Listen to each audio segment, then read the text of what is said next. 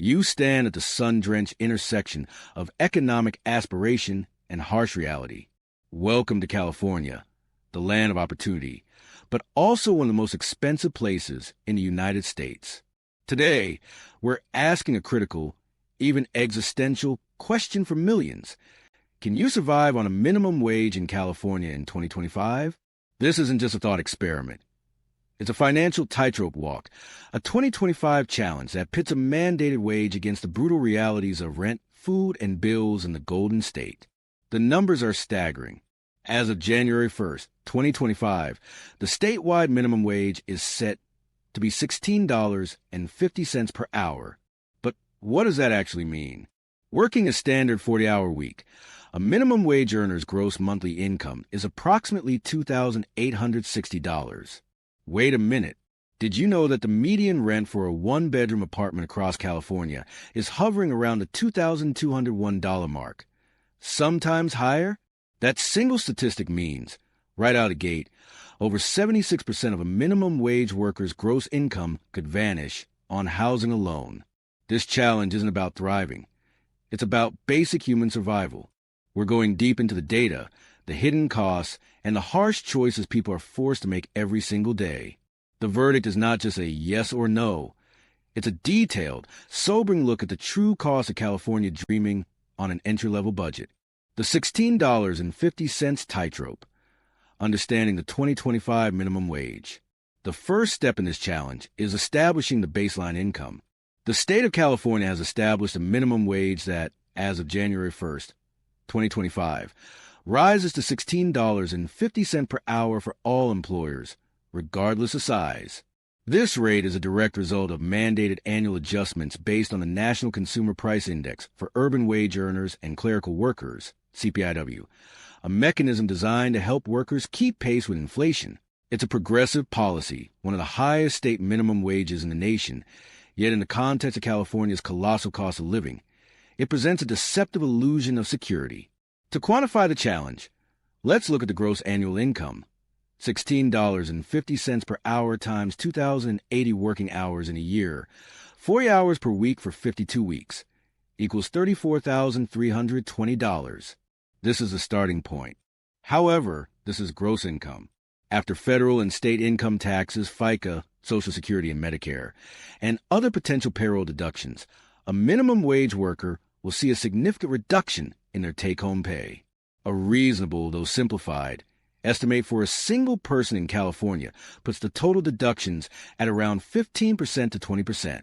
Taking the middle ground of 17.5%, the annual net income drops to approximately $28,314, or roughly $2,359 per month. This $2,359 is the real budget for surviving the 2025 challenge. It is also crucial to note that this is the state minimum. Many cities and counties, particularly in the most expensive metropolitan areas, have enacted their own higher local minimum wages. For example, some cities in the Bay Area, like Sunnyvale or Mountain View, may have rates exceeding $19 per hour. However, for a statewide analysis, we must use the $16.50 baseline as it applies to the majority of workers in most California regions, including the Central Valley and other areas where the cost of living, while lower than coastal hubs, remains significantly above the national average. This calculation sets the stage. Our minimum wage challenger has a net monthly budget of less than $2,400. The shelter shock, California's unforgiving rental market. The single largest, most unavoidable obstacle to surviving on minimum wage in California is housing. The state's housing crisis is a national benchmark for unaffordability. The golden rule of budgeting suggests spending no more than 30% of one's gross income on rent. For our $34,320 annual gross income, that ideal monthly rent cap is approximately $858. In 2025 California, this figure is a myth. According to 2025 data, the median rent for a one-bedroom apartment statewide is around $2,201 per month. In major metropolitan areas, the numbers are frankly terrifying. In the San Francisco Bay Area, a median one-bedroom can easily exceed $3,000, and in Los Angeles, It often hovers around $2,500. Even in relatively affordable inland regions like Sacramento, median rents are pushing past $1,700. Comparing our challenger's net income of $2,359 with a median one-bedroom rent of $2,201 reveals the devastating truth. The rent would consume 93.3% of their entire take-home pay. This leaves a meager $158 for all other monthly expenses: food, transportation, utilities, and more. This is mathematically impossible. To make survival remotely feasible, the minimum wage earner must resort to severe compromises. Shared housing. The most common solution is finding roommates. Renting a room in a multi-bedroom apartment or house might bring the individual rent cost down to $800 to $1,200 in less desirable, far-flung locations. This still consumes 33% to 50% of their net income, forcing them to exceed the ideal 30% guideline substantially, but opens up the budget for other necessities. Affordable cities. Moving to a lower cost of living area, such as the distant parts of the Central Valley, like Bakersfield or Fresno, offers some respite where one-bedroom rents might drop below $1,500. However, this often comes at the cost of limited job opportunities and a requirement for a car, introducing a new set of prohibitive costs. For the purpose of this challenge, let's assume the best case, yet still realistic scenario. The worker finds a cheap room share in a less-than-ideal area for $1,000 per month. This is a 42.4% housing burden, leaving $1,359 for everything else. This compromise is the only path forward. The hidden costs: utilities, food, and transportation. With the housing monster somewhat contained, the next challenge is the daily grind of necessities. California's high cost of living extends far beyond rent. The utility drain. Utility costs are often higher in California than the national average, especially in areas with extreme temperatures requiring significant heating or cooling. Let's estimate the cost of essential utilities for our shared housing scenario. Electricity/gas. Heating and cooling in a large state like California are costly, an estimated average of $150 per month. Internet/phone, essential for modern life and job searching, an estimated $100 per month. Shared internet, individual low-cost phone plan. Water/trash, often included in rent, but if separate, another $50. Total estimated monthly utilities, $300. Subtracting this from the remaining budget, $1, $359, $300 equals $1,059 left. The grocery gap. Food prices in California are notably higher than the national average. A minimum wage worker cannot afford to eat out, nor can they afford premium organic groceries. They must strictly budget, focusing on bulk staples and discount stores. A conservative but realistic budget for a single adult to eat healthily on a minimum wage is about $350 per month, or just over $80 per week. This is an extremely disciplined budget that requires cooking every meal. Subtracting the food budget, $1, $0.59, $350 equals $709 left. The commute conundrum. Transportation is a make-or-break category. California is notoriously car-dependent, but owning a car is a financial death sentence on a minimum wage. Car ownership, prohibitive gas, insurance. High in California, registration and maintenance could easily cost $500 to $800 per month. This is instantly unaffordable. Public transit. Challenger's choice, our challenger, must rely on public transportation. In cities like Los Angeles or the Bay Area, a monthly transit pass is about $120 to $150. Let's budget for a monthly pass at $130. This decision severely limits job and housing options to areas served by transit, but it is the only affordable choice. Subtracting the transport budget, $709, $130 equals $579 left. The unthinkable trade-offs, healthcare and savings. At this point, our minimum wage challenger has $579 left, and they've already made extreme sacrifices. Now we enter the realm of non-negotiable costs and necessary emergency funds. The healthcare hurdle. California has expanded Medicaid, Medi-Cal coverage, which is a lifesaver for low-income workers. Our minimum wage worker would almost certainly qualify for free or low-cost state health insurance. Assuming they qualify for Medi-Cal, their monthly premium and typical out-of-pocket costs are essentially $0. This is a critical factor for minimum wage survival in California. Without this public safety net, the addition of private or employer-subsidized health plan, which could cost hundreds per month, would instantly bankrupt the challenger. Miscellaneous and personal needs. Life requires more than just shelter, food, and transit. There are unavoidable miscellaneous expenses. Toiletries/cleaning supplies/laundry, $50 per month. Clothing/personal care, haircuts, etc., $30 per month. Strictly limited. Contingency/emergency fund. No budget is complete without some allowance for the unexpected. A medical copay, a lost transit pass, an unexpected appliance failure. Even a small allowance of $50 is crucial. Entertainment/leisure.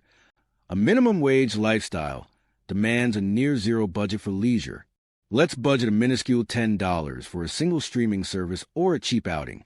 Total miscellaneous, $140 per month. Subtracting these necessary extras, $5.79, $140 equals $439 left. The path to poverty, debt, and financial fragility. With a remaining budget of $439, our minimum wage challenger appears to have survived a month. But this picture of survival is an illusion, founded on an almost unsustainable level of austerity and a mountain of assumptions. The debt and savings dilemma. A sustainable financial life requires more than just meeting bills. It requires saving and managing debt. Student loans/credit cards. Many minimum wage workers are dealing with prior debt. Even a conservative debt repayment plan of $150 per month for student loans or credit card minimums is common. Savings. The remaining $439 is the worker's buffer. If they have no debt, this money could go into savings.